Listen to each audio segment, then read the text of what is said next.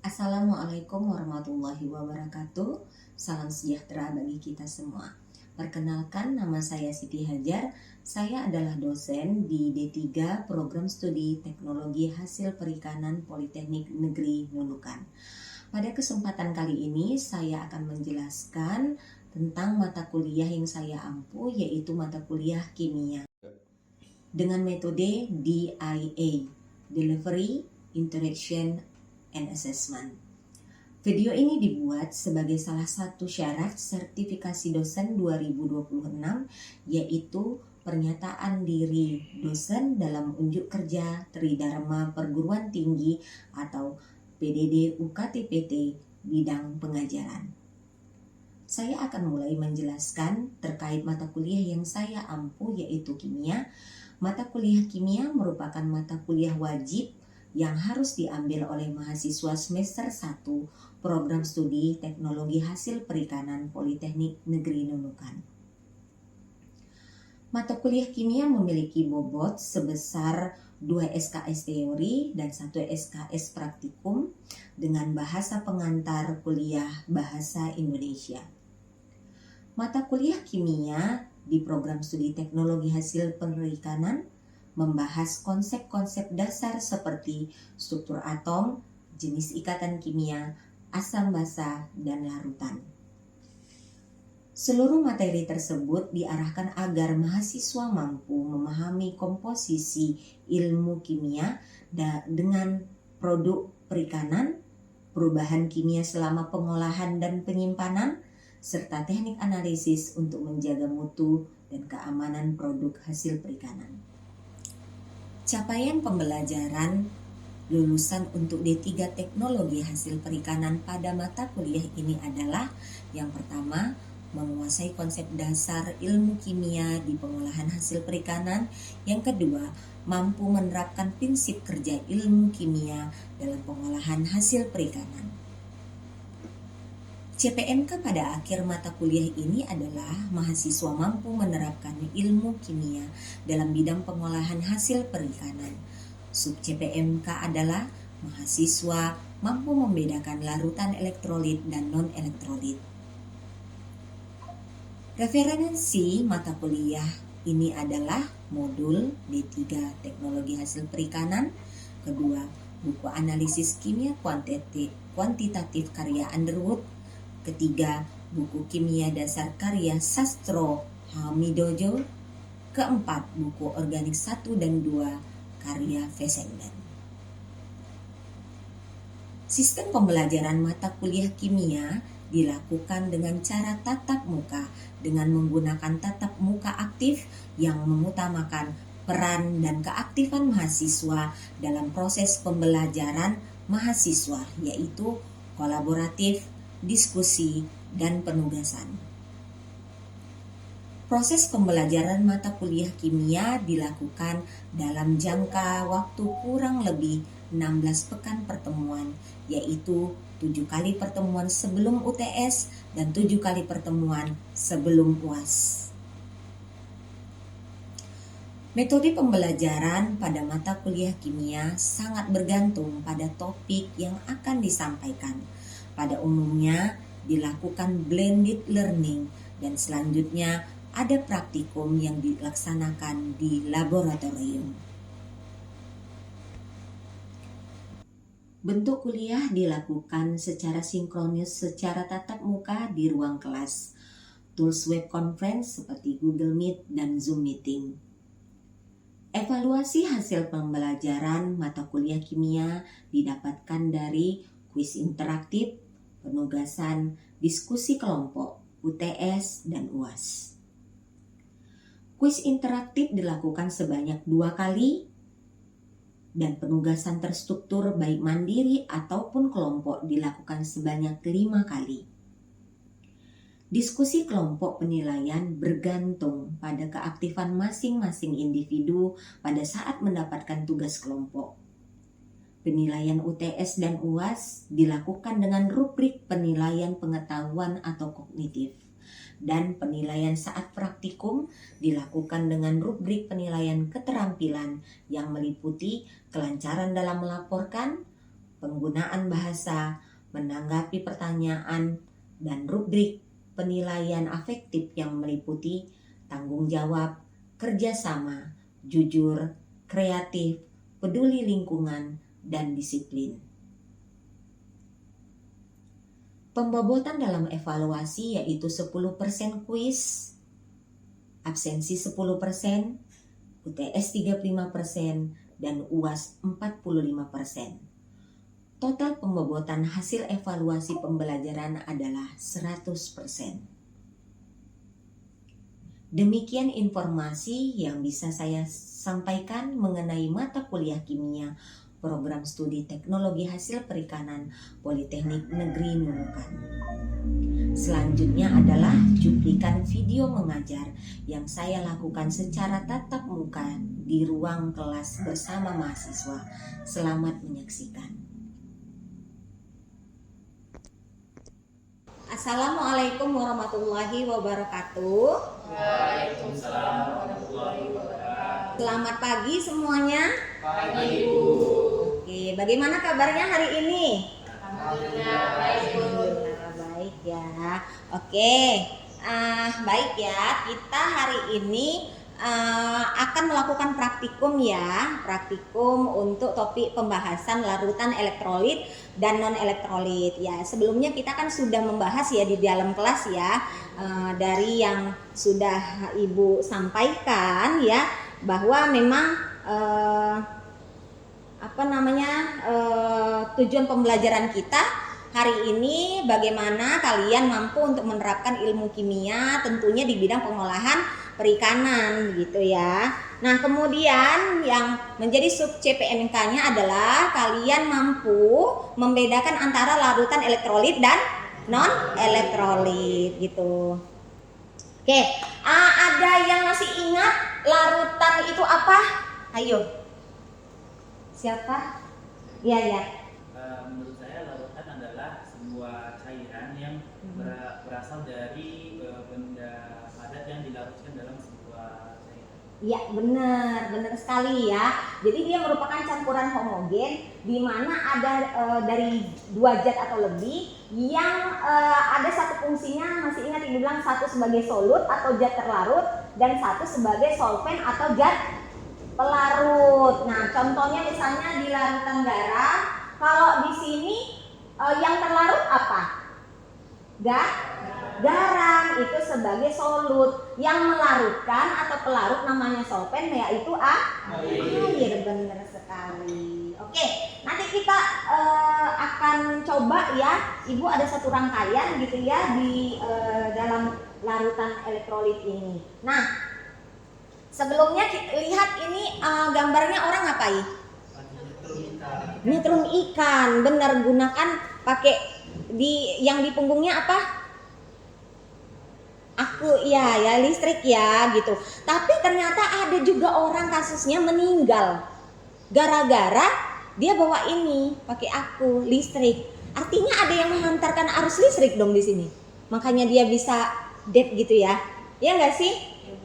Nah, apa kok bisa seperti ini? Materi yang kemarin kan sudah Ibu sampaikan ya, bahwa ternyata larutan elektrolit itu bisa berdasarkan daya hantarnya ada 2 gitu. Yaitu larutan elektrolit yang bisa menghantarkan listrik dan larutan non elektrolit nggak bisa menghantarkan listrik. Nah, ini sama kayak di depan rangkaiannya yang sederhana.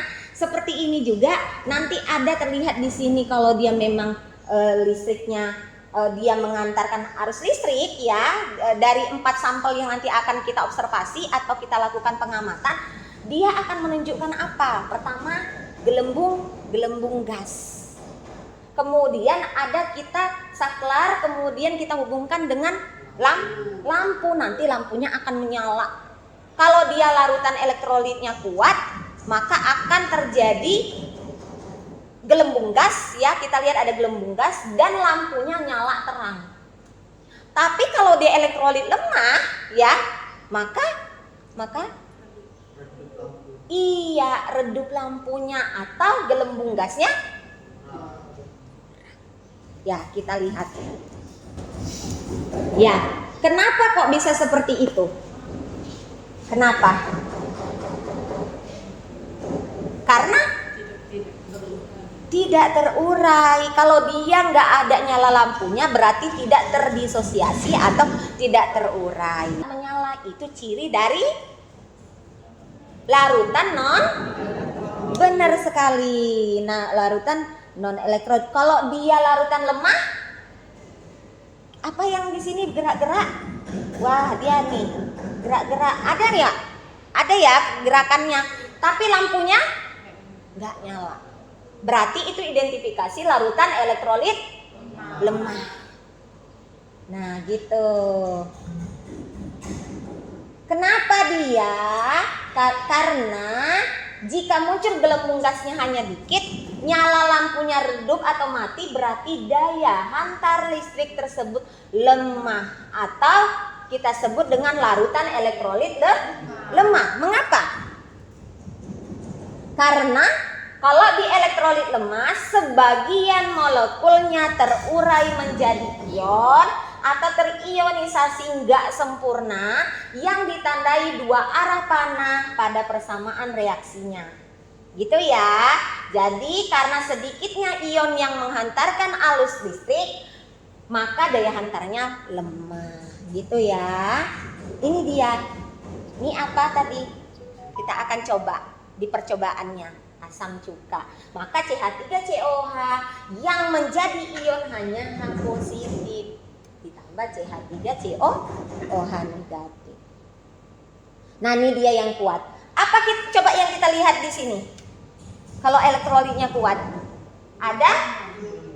Wah, terjadi gelembung gas, kemudian lampunya gimana? Terang. Maka identifikasinya adalah larutan elektrolit. Benar sekali, larutan elektrolit kuat. Kenapa dia bisa kuat? Karena apa? Kenapa dia bisa terjadi?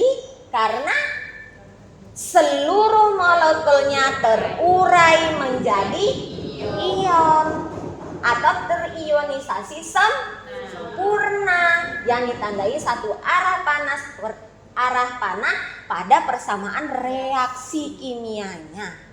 Kita lihat ini larutan garam NaCl terionisasi atau terurai menjadi ion Na positif ditambah ion Cl negatif, maka dia akan terlihat gelembungnya ada, nyala lampunya kuat. Oke ya. Nah, nanti Ibu akan bagikan di kalian ini berdasarkan perbedaan, inilah dia elektrolit dan juga bukan elektrolit. Kalau di elektrolit apa? Bisa menghantarkan listrik. Non elektrolit nggak bisa. Tapi kalau elektrolit terjadi proses ionisasi atau terurai dia menjadi ion, sementara non elektrolit nggak terjadi proses ionisasi. Kemudian apalagi? Kalau elektrolit lampu dapat menyala terang atau redup dan adanya gelembung gas. Kalau di non elektrolit nggak terjadi. Gampang. Nanti kita observasi secara bersama-sama.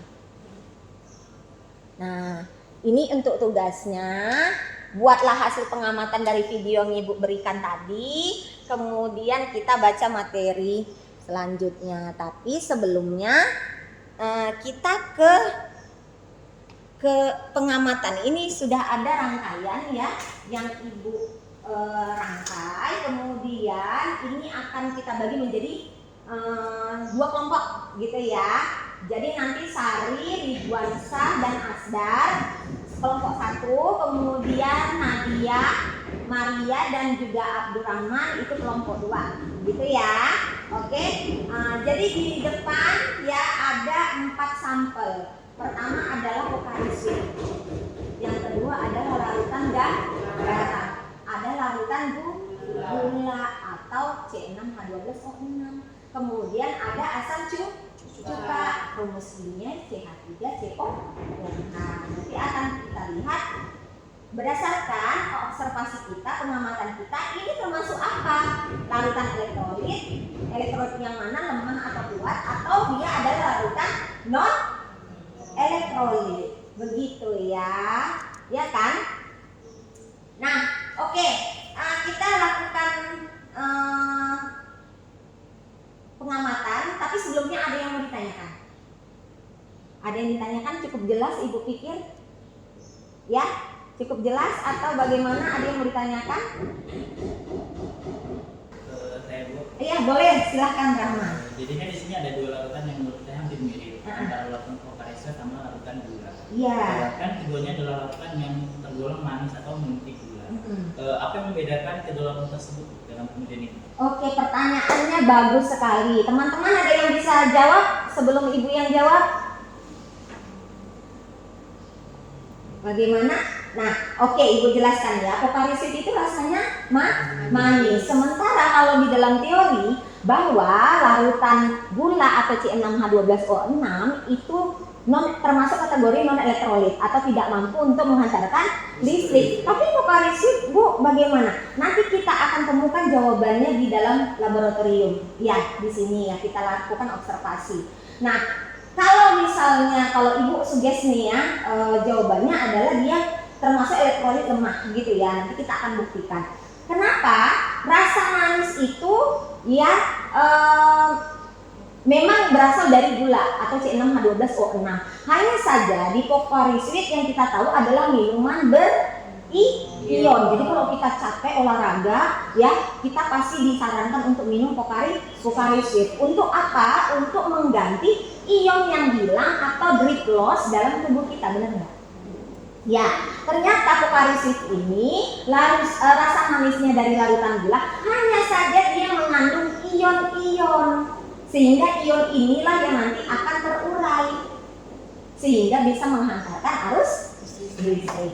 Gitu ya. Sekarang kita lanjut ya ke pengamatan. Ibu bagi menjadi dua tadi ya, seperti yang Ibu sampaikan. Silahkan duduk sesuai dengan kelompoknya, kelompok 1 dan kelompok 2. Di sini masing-masing ada 4. Ibu akan kasih ini ke kelompok 1, ini juga, kemudian ini juga. Jadi ini masing-masing miliknya kelompok 2. Ya, silahkan nanti masing-masing ya. Ya.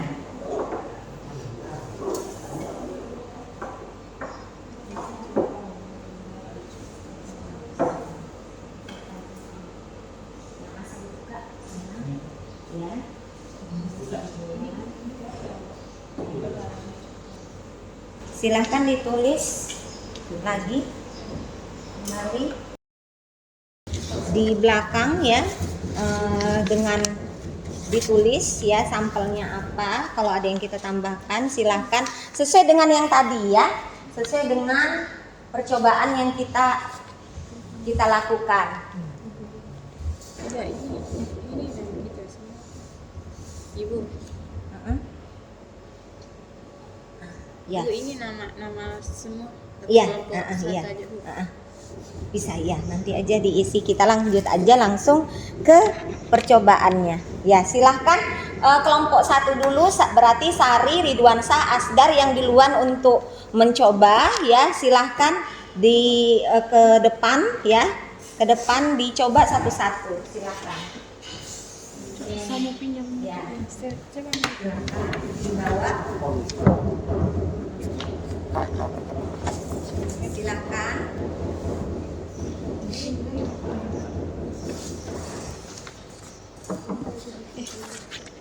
Dicatat ya, salah satunya mencatat. Oke. Berarti apa teridentifikasi melalui pengamatan. Nah, ini apa tadi Pocariser? Ada gelembungnya tidak? Ada gelembung, perhatikan. Ada, Bu. Nah, kalau ada silahkan dicatat, dicentang dari yang lembarnya. Ya. Oke, selanjutnya sampel kedua. Kalau sudah. Ini apa ini? Gula. Bagaimana larutan gula? Jangan disentuh elektroda. Ya. Dijauhkan ya. Tidak terjadi apapun Nggak ya, ada. baik gelembung gas ataupun dari lampu. Itu tadi larutan Gula. gula. Silahkan sampel ketiganya dicentang ya, jangan lupa.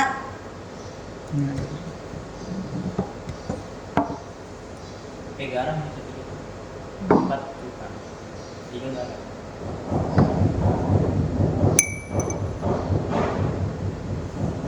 Ya ada gulanya aja Bu. Itu apa? Gak nyala Bu, baru ada Gula. itu. Ini Garam. ada garam. Ada gelembungnya. Ada, Bu. Terus tadi nyala kah? Nyala ya? Awalnya nyala saja. Nyala ya tadi ya, nyala sempet nyala ya Iya, tadi. Bu. Ya, dicentang. Centang. Silahkan yang asam cuka.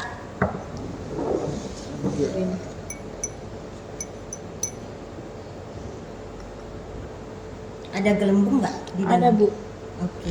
Gelembungnya tapi nggak nyala. Nggak nyala. Oke. Itu santuy. Baik, terima Nyala. kasih. Tidak. Tidak. Tidak nyala. Oke dulu ya. Selanjutnya. Silakan untuk kelompok kedua. Ada gelembungnya terus nggak nyala. Ini centang mana yang dilakukan? sabar. Larutan apa nih? Pokari Sweet. Tidak ada. Gelembungnya ada.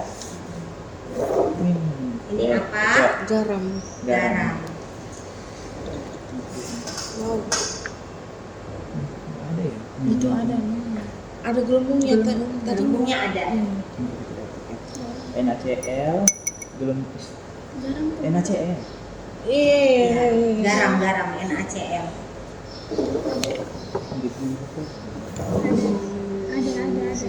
Tidak. Tidak ada. Tidak ada gelembungnya. Gelembungnya ada. Gelembungnya ada. Gelembung apa ya? Ini gelembungnya Tidak ada. ada sedikit. Tidak ada dong. Gula tidak ada. Tidak Gelembung ada. dan tidak menyala. Oh iya. Gelembungnya tidak ada.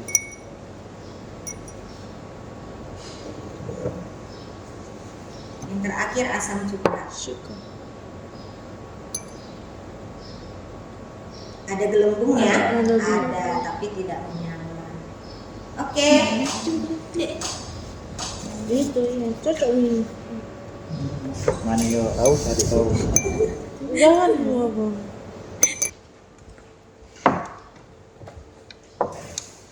Oke, silahkan duduk kembali ya. Masing-masing kelompok telah melaksanakan percobaannya ya. Dari hasil percobaan nanti, Ibu mau kalian membuatkan laporan. Ya, laporan praktikumnya berdasarkan hasil apakah sesuai dengan teori yang kita pelajari yang sebelumnya di kelas sudah Ibu jelaskan dengan yang kita laksanakan di lab, apakah sama gitu ya. Kalau tidak sama, kita boleh evaluasi apa yang terjadi, kok dia tidak sesuai seperti yang kita mau. Maka nanti akan kita gambarkan melalui laporan praktikum. Ibu jangan lupa minggu depan dikumpul ya untuk tugasnya laporan praktikum ya dari hasil observasi atau pengamatan kita pada hari ini. Ya. Sudah cukup Ibu pikir ya untuk larutan materi kita, larutan elektrolit dan non elektrolit ya. Ada yang ditanyakan atau ada yang masih ragu-ragu? Iya, silakan. Jadi dari penguji kita tadi, mengapa larutan garam itu dapat mengantarkan listrik tadi dengan reaksinya tadi gelembung-gelembung, sedangkan pada larutan gula itu tidak ada. Nah, bagus sekali pertanyaannya. Jadi seperti materi yang udah Ibu sampaikan di kelas ya, bahwa larutan gula atau C6H12O6 rumus kimianya yang kita pahami bahwa larutan gula ini tidak terionisasi.